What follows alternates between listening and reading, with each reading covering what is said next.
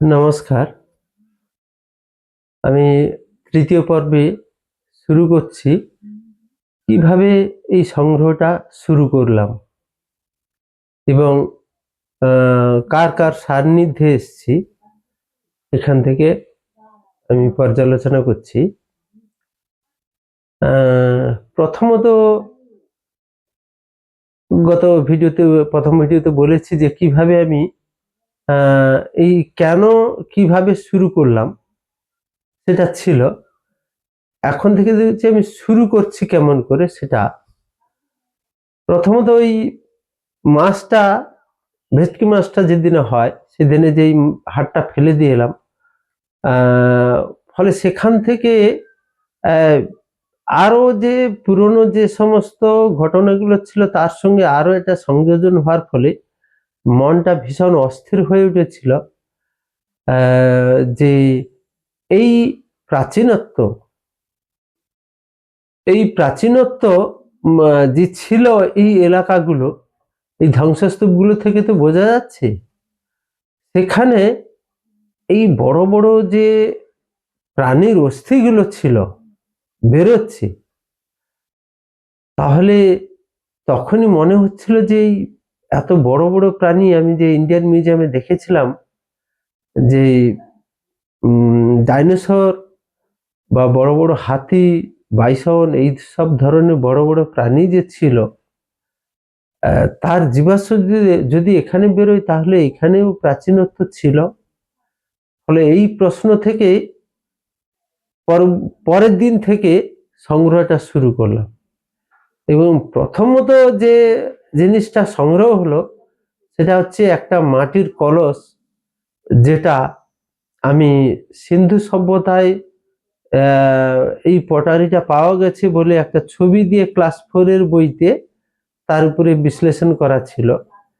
তাই সিন্ধু সভ্যতা এই যে এত প্রাচীন, প্রায় 6000 থেকে 3500 বছর পর্যন্ত এই ইতিহাসটা ছিল এবং তখনকার দিনে এই মাটির কলস এইভাবে বানাতো, এই জিনিসটা আমি যখন ক্লাস 4 এ দেখছিলাম সেই কৌতূহল ছিল। ফলে সংগ্রহটা প্রথম যে উঠে এলো হাতে সেটা হচ্ছে ওই মাটির কলস এবং কলসটা দেখেই আমি চিহ্নিত করলাম যে এই সিন্ধু সভ্যতার যে নিদর্শন এই কলস। ফলে সেই কলসের সঙ্গে এই কলসের হুবহু মিল। তখনই আরো ইন্টারেস্ট বাড়লো যে এই যে জায়গাগুলো, এই গোবর্ধনপুর বা নানা জায়গায় যে ধ্বংসস্তূপগুলো, তাহলে কি সিন্ধু সভ্যতার সময়কালে? ফলে এই প্রশ্নটা আরো গভীরভাবে মনকে আবেগে পরিণত করলো এবং সেই দিন থেকে সংগ্রহটা শুরু করলাম। প্রথমত সংগ্রহ করতাম বড় বড় কলস বা হাঁড়ি, কড়া ভাঙা বা বড় বড় জীবাশ্ম হাড়, এই বড় বড় কিছু জিনিস, বেশ কিছু প্রায়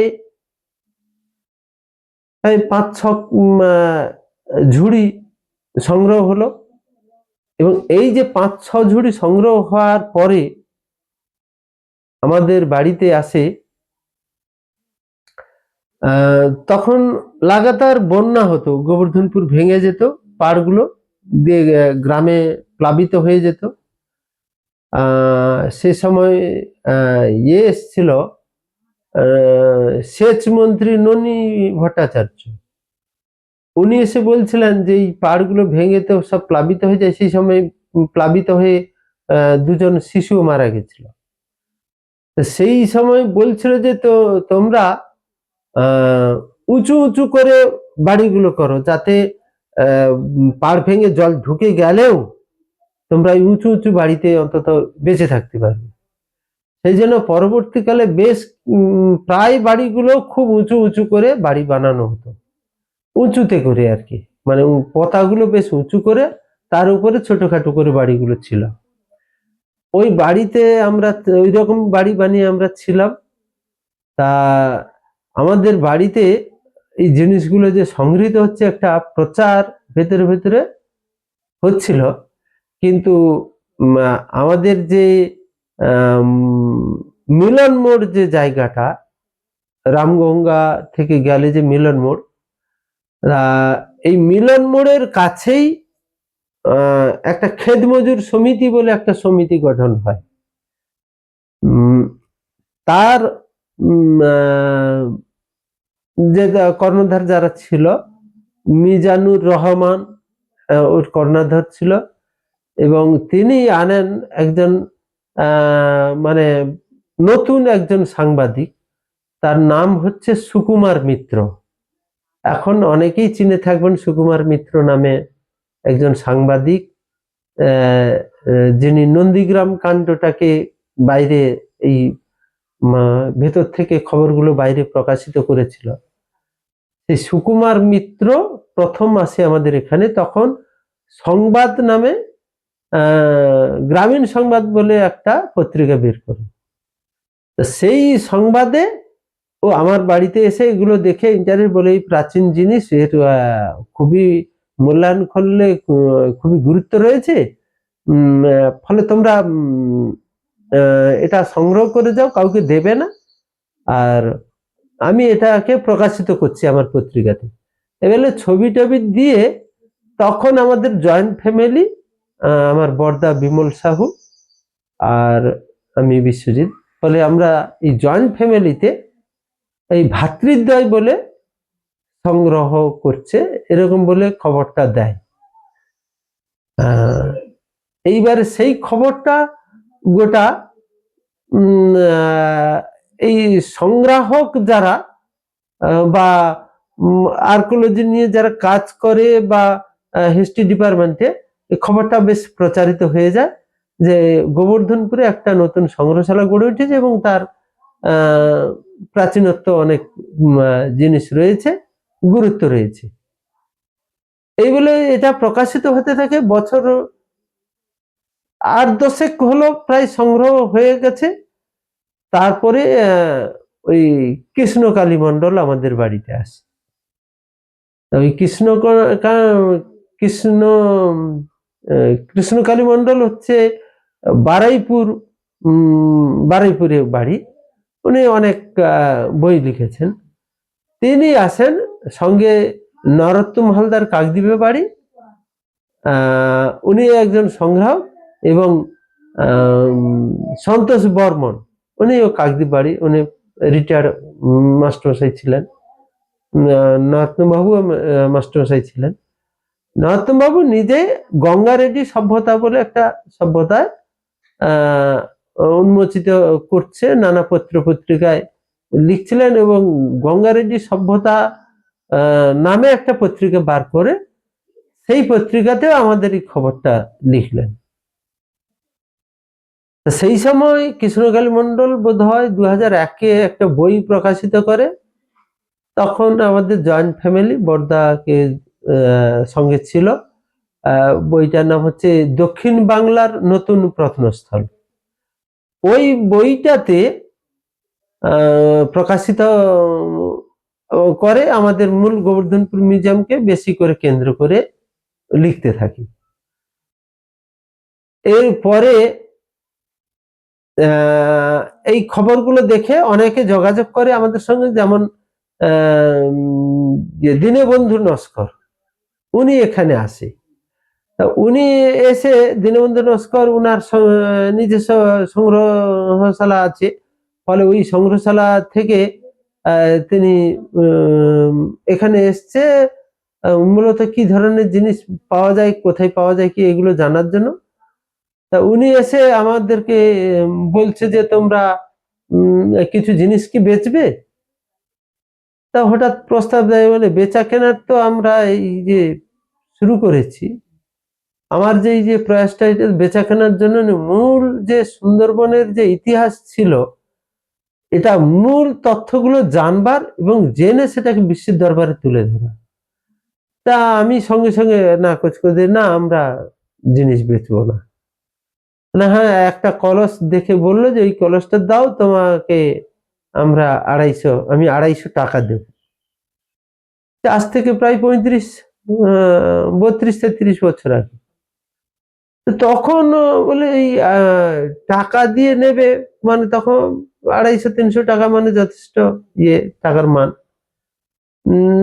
তা আমরা যখনই টাকা দিয়ে নেবে বললো তাহলে জিনিসগুলোর মূল্য আছে, ফলে বেচা যাবে না, না বলে দিলাম। তখন উনি আমাদেরকে অনেকগুলো সাজেশন দেয় আমাকে, যে বলতে থাকে যে তুমি এই ধরনের জিনিস পাও না। কি ধরনের? না ওই কিছু ভাস্কর্য, এই খেলনা হিসাবে মূর্তিগুলো, পোড়ামাটির যে মূর্তিগুলো বানিয়েছিল, এই যে ধরনের পুতুল, ঘোড়া, এই ধরনের জিনিস পাও না? না সেটা তো ভেবে দেখিনি, আসলে আমরা তো কোনো টেকনিক্যাল দিকটা দেখিনি। ফলে তারপর থেকে আমি ওই দিকেই ফলো করতে থাকলাম এবং ওই সংগ্রহটা মূর্তির দিকে বা এই যে খেলনার দিকে, ওই দিকে নজর এলো। পরবর্তীকালে প্রভাত ভট্টাচার্য, যিনি কালিদাস দত্তের সঙ্গে কাজ করেছেন, উনি আসেন। উনি এসে বললেন যে তুমি ওই বিটস পাও না? কি ধরনের? না ওই নানা রঙিন পাথর, যেগুলো মালা করে করে গলায় পড়তো, বলে ওই জিনিস পাও না? কিভাবে পাওয়া যাবে? বলে একেবারে ওতে পাথর একেবারে তলানির দিকে থাকবে। কয়েন পাও না? তখন কয়েনের দিকে যদিও আমাদের নজর ছিল, কিভাবে কি পাওয়া যায় এই টেকনিক্যাল দিকগুলো জানা ছিল না। এই তারাই মানে এরকম বেশ কিছু মানুষ এসছে যারা এই জিনিসের মূল্য আছে, এই জিনিসের মান আছে, এইটা এইভাবে পাওয়া যায়, এই ধরনের জিনিসগুলো হয়। যেমন অনেকেই বলেছে যে পাথরের কিছু বড় বড় মূর্তি, কিন্তু আমি একটা সেমিনারে বক্তব্য রাখছিলাম যে পাথরের মূর্তি না সুন্দরবনে পাওয়া যায়, সেটা হচ্ছে পাথরের মূর্তি যে জায়গাগুলো পাওয়া যায় সেগুলো হচ্ছে কিছুটা হলেও ঢিপি থাকে, মানে সমতলের ওপরে কিছুটা ঢিপি থাকে। আর আমি পাচ্ছি 2 মিটার থেকে 6 মিটার গভীরে। ফলে এই গভীরতা যেখানে, সেখানে পাথরের মূর্তি পাওয়া যায় না। মানে এটা অনেক প্রাচীন সভ্যতা ছিল। আমি একেবারে সিন্ধু সভ্যতার সময়কালীন বলে মনে করছি, নানান নিদর্শন রয়েছে। ফলে এত পুরনো কালে পাথরের মূর্তি থাকার কথা নয়। পরবর্তীকালে যদিও কিছুটা পাথরের মূর্তি পেয়েছি, সেটা হচ্ছে একটা বেলে পাথরের বিষ্ণু মূর্তি এবং কতগুলো স্লেট পাথরের বিষ্ণু মূর্তি ও সূর্য মূর্তি। সেগুলো অনেক ছোট, 5-7 সেন্টিমিটার। ফলে এত ছোট ছোট মূর্তিগুলো ওই খোলামকুচির সঙ্গে মানে মাটির থেকে বেরোয়, এই একটু কোনো কিছু কানা বেরিয়ে পড়ে তখন খুঁড়ে খুঁড়ে বার করি। ফলে এটা এইভাবে সংগ্রহ করতে থাকি। বেশ কিছু সংগ্রহের পরে প্রায় 2000 সালে আমাদের হেমেন বাবু একটা সেমিনার করে, হেমেন মজুমদার, বারুইপুরে। তা ওই বারুইপুরে আমি গেছিলাম। তা ওইখানে গিয়ে আমার ওই যে গৌতম সেনগুপ্ত, স্টেট আর্কিওলজির ডাইরেক্টর, ওনার সঙ্গে সাক্ষাৎ হয়। তা ওনাকে আমি যেতেই আলাপ করলাম এবং বললাম যে এই ধরনের প্রচুর অবজেক্ট সমুদ্র তীরে বেরোচ্ছে মাটি ক্ষয়ের ফলে, এগুলো আমি কালেকশন করছি। তা বলে সুন্দরবনে এই ধরনের জিনিস, এটা হতে পারে না। তা আমি 3-4টে মূর্তি নিয়ে গেছিলাম, দেখালাম যে এই ধরনের মূর্তি। তখন বলছে এগুলো না গঙ্গা অববাহিকা ধরে যে স্রোত গুলো বইছে, ওই স্রোতে সমস্ত সমুদ্রে নেমে গেছিল, নেমে যাওয়ার ফলে আবার ঢেউতে তুলে দিয়েছে। তখন আমি তাহলে আমি তো পাচ্ছি ওখানে ধ্বংসস্তূপ। বল না না, ওটা ধ্বংসস্তূপ নয়, ওখানে ধ্বংসস্তূপ হতেই পারে না, ওটা এইভাবে সমুদ্রের জলে নেবে যায় আবার ঢেউতে তুলে দেয়, নদীর স্রোতে। তখনই ভাবলাম যে এই কথা বলছে ওনারা, কিন্তু আমি স্পটে দেখছি যে বড় বড় দালান কোঠা, বড় বড় উনান কেটে ওইসব পটারিগুলো বা ইটগুলো পোড়ানো হয়েছে, এবং পুকুর যে কাটা ছিল, পুকুরে ব্যবহার করা হয়েছে, জল নিষ্কাশনের ব্যবস্থা ছিল, পুকুরে ঘাট বাঁধানো ছিল। এগুলো কি জলের স্রোতে এইরকম সমুদ্রে চলে যায়, নদীতে স্রোতে চলে যায়, ঢেউতে তুলে দেয়? তখন এইসব প্রশ্ন করাতে বলছে ওটা তাহলে দেখতে হবে, জায়গাটা ভিজিট না করে বলা যাবে না। তারপরে পরবর্তীকালে অনেক সায়েন্টিস্ট এসছে, কলকাতা ইউনিভার্সিটির রূপেন কুমার চট্টোপাধ্যায়ের সঙ্গেও আমার সাক্ষাৎ হয়েছিল। আমি যখন প্রথমে সাক্ষাতে যাই তখন উনি স্টুডেন্টদের পড়াচ্ছে ইউনিভার্সিটিতে, বলছে গ্লোব ঘুরিয়ে ঘুরিয়ে দেখাচ্ছে যে সুন্দরবন এই জায়গাটা, এখানে কোনো আর্কোলজি সাইট নেই। কারণ আমি তখন বাইরে দাঁড়িয়ে আছি, কারণ এটা জিওলজিস্টরা বলছে নতুন জেগে ওঠা চর, 500-700 বছরের আগে এই চরগুলো জেগে উঠেছে, ফলে এখানে আর্কোলজি সাইট থাকে না। এই কথা বলছে, আমি বাইরে দাঁড়িয়ে দাঁড়িয়ে শুনছি। তা আমি বললাম স্যার আমি একটু সাক্ষাৎ এসেছি। তখন বলছে তার আগে একবার দেখা হয়েছিল। তা বলছে আচ্ছা যাচ্ছি, এই বলে ওনার অফিসে নিয়ে গেল, নিয়ে গিয়ে সেখানে বসে অনেক কথা হয়েছিল। তিনার বক্তব্য ওই একই রকম, গৌতম বাবুর মতো, যে স্রোতে বেরিয়ে গেছে, দিয়ে ওখানে ঢেউতে তুলে দিয়েছি। তার পরবর্তী আমি তখনই বললাম যে এই সাইটগুলো আছে, বল তাহলে এই সাইটগুলো ভিজিট করতে হবে, এই কথা বলল। পরবর্তীকালে ওনাকে আমন্ত্রণ জানালাম। আমি বোধহয় 2014-তে একটা সেমিনার করছিলাম, সেই সেমিনারে ওনাকে আমন্ত্রণ করা হয়েছিল এবং সাইটগুলো ভিজিট করলো এবং আমার মিউজিয়াম দেখলো। পরবর্তীকালে বহু সায়েন্টিস্ট এসছে যারা এই 10-12 বছরে বহু মানে প্রায় ডিপার্টমেন্ট গুলো ভিজিট করেছে, geological survey of India, zoological survey of India, তারপরে লোথাল মিউজিয়াম, আমাদের স্টেট আর্কোলজি, এবং প্রায় 9টা ইউনিভার্সিটির প্রফেসররা তাদের ছাত্রছাত্রী নিয়ে এই জায়গায় ভিজিট করেছে। ফলে এই জায়গাগুলো গুরুত্ব পাচ্ছে। তবে আর্কোলজি সার্ভে অফ ইন্ডিয়ার রিজিওনাল ডাইরেক্টরও এসছে, তেনাদের বক্তব্য, আমার কিছু প্রাচীন লিপি রয়েছে যেগুলো মৌরিয়ান পিরিয়ডের সময়, সেই সময়টা বলছে যে এগুলো দেখে চিহ্নিত করা যায় যে মৌর্য যুগের একটা এখানে জনবসতি গড়ে উঠেছিল, একটা নগর সভ্যতা গড়ে উঠেছিল, এটা বিদ্যমান, মানে লিপিগুলো দেখে অন্তত স্পষ্ট। এই জায়গায় বিভিন্ন জনে যে আসছে তাদের বিভিন্ন রকম মতামত। প্রথমত যারা এসছে তারা পাল সেনের পরে আর এগোয়নি, কিন্তু আমি এখনো পর্যন্ত প্রমাণ করতে পারছি যে পাল যুগে কিছুটা এগিয়েছিল। সেটা রাক্ষসখালীতে মহারাজা ডোমরপালের একটা তাম্র ফলক পাওয়া গেছিল 1937 সালে, তখন ব্রিটিশ পিরিয়ডে। বোধহয় সম্ভবত ওটা ইন্ডিয়ান মিউজিয়ামে আছে, তামার ফলক একটা, খুব বড় মাপের, প্রায় 1 ফিট 1.5 ফিট এরকম জায়গা বড়।